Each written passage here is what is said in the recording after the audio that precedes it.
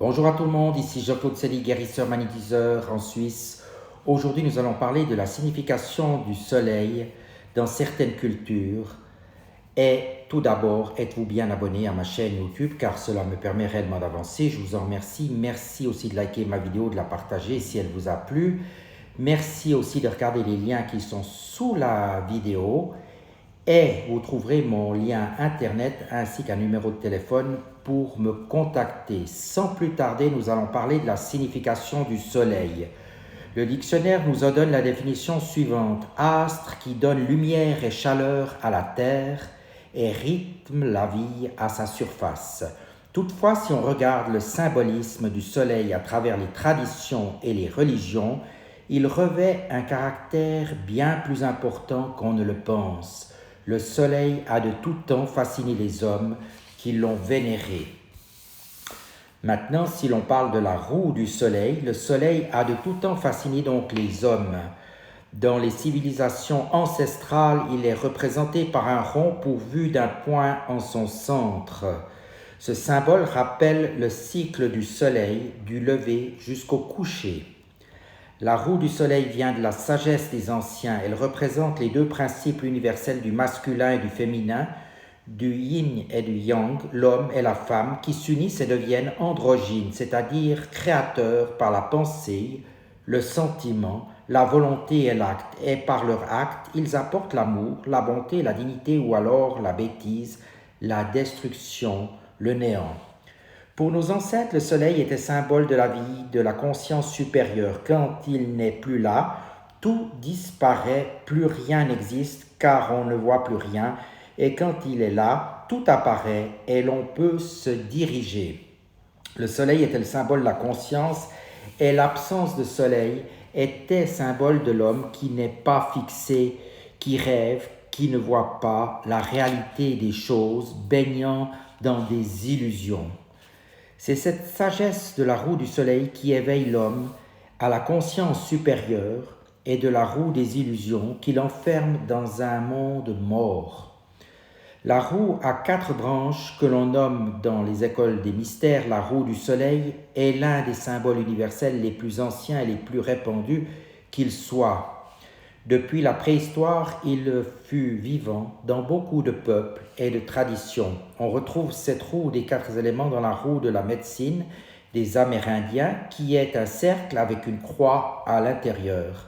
On retrouve aussi la roue solaire chez les Celtes à travers la croix celtique, ainsi que chez les Basques dans le Lambourou, la croix à branches courbes qui figure le dieu solaire Égou. Dans la Grèce ancienne, on la découvre dans la légende de Prométhée qui déroba une semence de feu à la roue du soleil et la rapporta aux hommes qui s'étaient vus refuser l'usage du feu par Zeus. Cette roue du soleil de l'Olympe, c'est aussi le Svastika que l'on peut décrire comme une croix composée de 4 branches prenant la forme de la lettre grecque gamma en capitale, d'où le surnom de croix gammée que lui donnèrent les nazis. Presque tous les anciens peuples ont parlé de cette croix qui tourne. Elle symbolise pour les hindous le dieu Ganesh, que l'on invoque comme la force positive qui écarte les obstacles. Il s'agit de l'un des 2 principaux symboles de l'hindouisme qui représente le cycle naissance, souffrance, mort et renaissance. Pour les francs-maçons, elle représente l'univers, le centre de la croix symbolisant l'étoile polaire et les 4 branches, les 4 points cardinaux. Dans le jaïnisme, elle symbolise le Tirthankara Suparsva, le 7e saint, celui qui est parvenu au 7e échelon de la sagesse. Chez les Tibétains, elle est appelée Yungdrung, ce qui signifie éternel. C'est l'idéogramme chinois 10 000 ou myriade, c'est-à-dire l'éternité ou le cœur de Bouddha, et elle symbolise dans le bouddhisme chinois la réalisation des 10 000 mérites qui mènent au nirvana. Et dans le bouddhisme zen, une branche du bouddhisme japonais, elle est le sceau de l'esprit du Bouddha, pour ne citer que ces exemples. Nous allons faire maintenant une petite prière au soleil, une prière angélique. Et maintenant, voici les formules que vous pourriez prononcer en regardant le soleil se lever.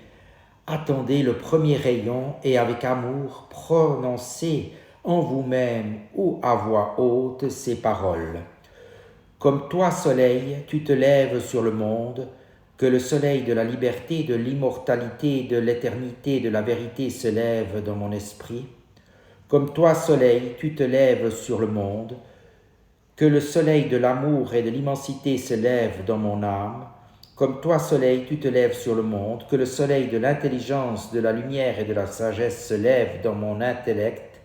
Comme toi, soleil, tu te lèves sur le monde, que le soleil de la joie, du bonheur et de la pureté se lève dans mon cœur. Comme toi, soleil lumineux et rayonnant, tu te lèves sur le monde, que le soleil de la force, de la puissance, de l'énergie, du dynamisme, de l'activité se lève dans ma volonté.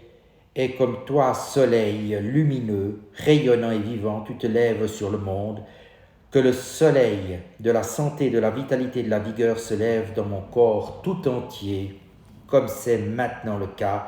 Amen, ainsi soit-il, pour le royaume de Dieu et sa justice. Amen, soit-il ainsi, pour la gloire de Dieu.